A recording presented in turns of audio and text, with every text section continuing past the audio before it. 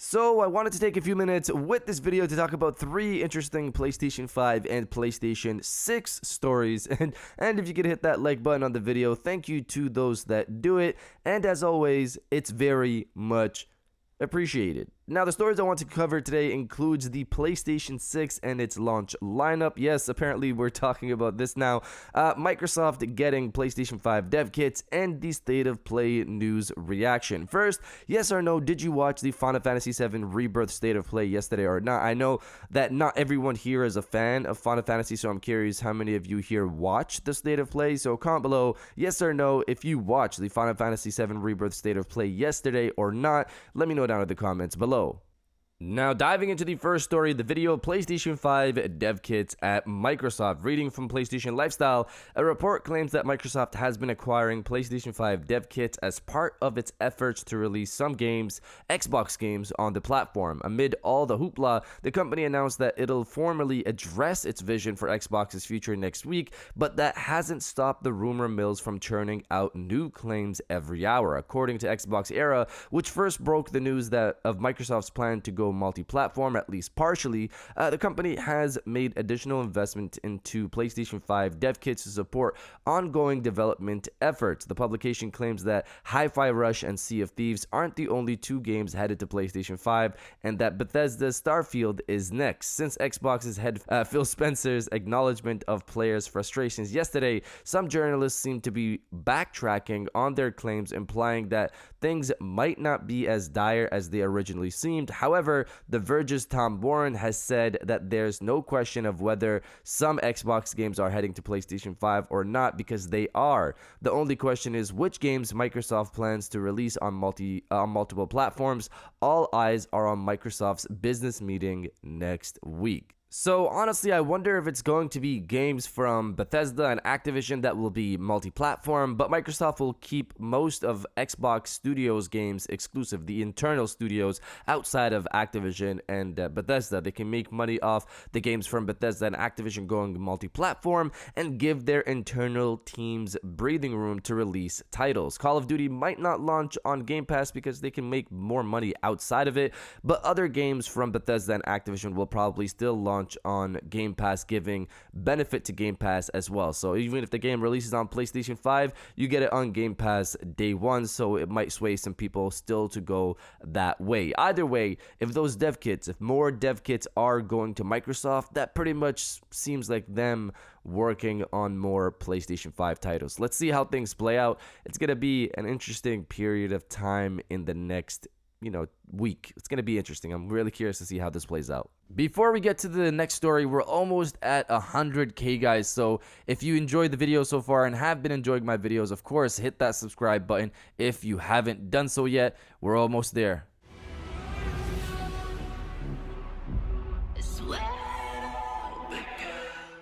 Now, diving into the second story of the video, the state of play reaction. So yesterday we got the Final Fantasy VII Rebirth state of play, and there was a lot of information in regards to Final Fantasy VII Rebirth. So let's try to dive into this and go as quickly as possible, because there's a good chunk of stuff. So the first thing they talked about was the vast open world with multiple biomes. They showcased grasslands, Gongaga region, I probably butchered that, Cosmo Canyon, a lot of various regions and distinct visuals for each of these places.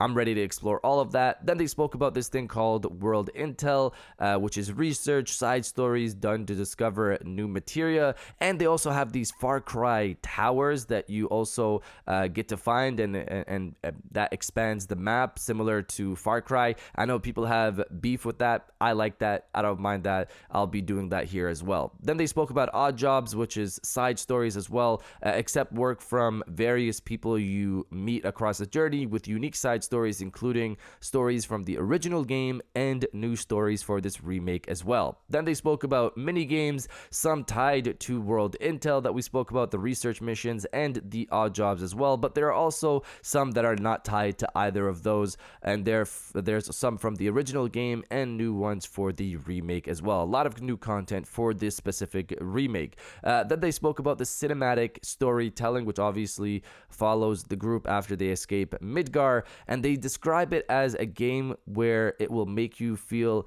very close to the characters like no other game has. So I'm really curious to see how that plays out. I'm already attached to the characters from part 1, so if they can level that up here, I'm there for that. Then they spoke about the performance of the game. The game will have a 60 FPS option. Happy to hear that. And the game will also support a 4K 30 FPS mode as well for people who want to play in full fat 4K. Then they spoke about the characters. Each character is unique to how they help you progress through the world, how they traverse through the world. Barrett shoots objects, Yuffie swings across gaps, Red can climb across walls, etc. I'm really curious to see if there's going to be unique situations for each of these characters, or do you have the ability to use any of these characters to help you figure out how to get through and across various situations across the world. I'm really curious to see how that plays out. And then they spoke about the music. There are over 400 new tracks for the game, recorded for the game, so that's a lot of music. The OST is probably going to be huge, unless this is, they're counting small tracks as well. That's not really a full song. We'll see how that plays out. Then they spoke about choices.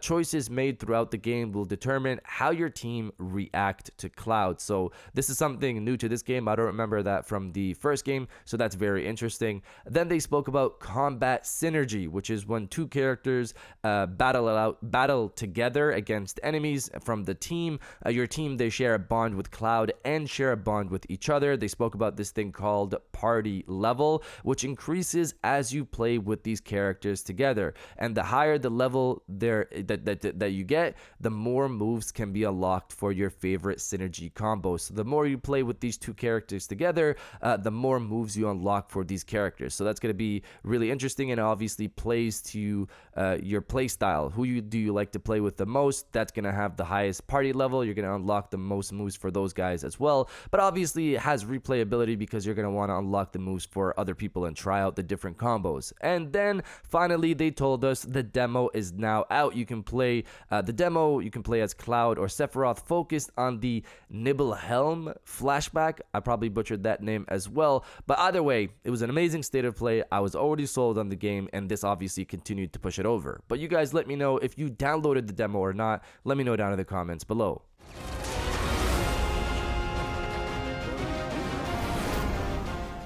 And now diving into the final story of the video, PlayStation 6 leaks already in regards to the launch lineup. Reading from Comic Book, a new rumor has surfaced online potentially revealing a PlayStation 6 remake of a PlayStation 4 game, Bloodborne. The rumor comes the way of Reset-era user Head on the Block, a somewhat controversial user with a reputation for leaks. According to the anonymous leaker, the remake is in the planning stages, which presumably means it is in pre-production. Who is making it? Well, it's claimed that it is the next project from PlayStation-owned studio Bluepoint. That said, it is noted it could be with another studio now. From the sounds of it, the remake will be exclusive to PlayStation 6. As the leaker notes, it's not happening on PlayStation 5. Adding to this, they note that that ship has sailed in regards to the PlayStation 5. What's also claimed, and this is the last salient detail divulged by the leaker, is that the game has been ported to the PC, like many rumors have claimed over the years. However, Sony has decided to sit on it for multiple reasons. To this end, it sounds like it won't release at all if a remake is in the works. So this is very interesting because this sounds like what Bluepoint did for Demon's Souls for the PlayStation 5. Is Sony trying to get another Demon's Souls situation ready for the launch of the PlayStation 6? That's what it sounds like here to me. PlayStation 6 is still about 3 years away come this fall at minimum, so it could be Bluepoint. They could release their new title that they've been working on for years sometime soon, and then move over to this remake. Several studios at PlayStation are most likely working on PlayStation 6 titles right now. Spider-Man 3 is most likely a PlayStation 6 title, for example. Either way, I'm not sure why making a remake would stop them from just giving us a 60 FPS patch. I think that should be done at least. People will still buy a full-blown remake even though there's a 60 FPS patch for Bloodborne right now on the PlayStation 5. But you guys let me know if you're excited for this potential Bloodborne full remake for PlayStation 6 or not. Let me know down in the comments below. And if you guys did enjoy this video, please hit that like button. As always, helps to subscribe if you're new. I got new videos every Monday, Wednesday, and Friday. And now I'll check you guys out on the next one. And welcome back to the after show. This is the part of the video where we have a little fun down in the comments below. If you're old, welcome back. If you're new, welcome. For today's thing, what I want you guys to do is to body, obliterate, destroy, and overall harass the comment section with the games are stacked. We're stacked with games in the next few months. Final Fantasy VII Rebirth, Stellar Blade, Foam Stars just came out. We got Rise of the Ronin, Pacific Drive later this month, Ultros later this month as well. A bunch of games to play. If you're excited for all of that, destroy the comment section with the games are stacked, and I'll definitely heart those comments like I always do because I appreciate everybody who stays to the end of my videos. And now I'll check you guys out on the next one.